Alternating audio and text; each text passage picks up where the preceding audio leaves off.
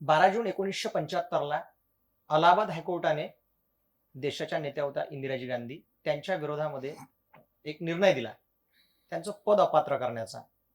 तर त्यामध्ये विषय असा होता की सरकारी कर्मचारी जे असतात, यशपाल कपूर नावाचे एक सरकारी कर्मचारी होते आणि स्थानिक तिथले पोलीस काही कर्मचारी होते. रायबरेलीमध्ये त्यांची सभा होती. त्या सभेदरम्यान यांचा सहभाग तिथे आढळला. त्यांचे पुरावे तिथे आढळले आणि कोर्टाला ते दिसून आले.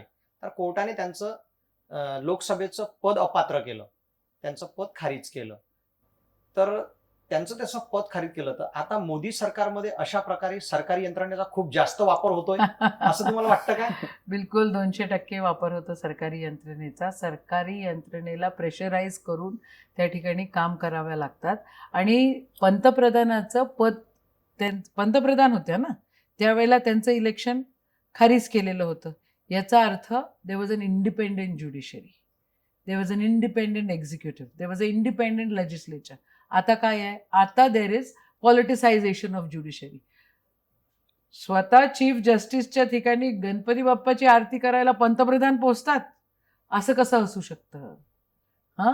आणि नंतर मग ते वेगळे वेगळे जे चीफ जस्टिस झाले त्यांनी काय काय पदं घेतले. आताच चीफ जस्टिस म्हणाले की I will not take any government position after my retirement. So he declared before that. So you can expect something from him.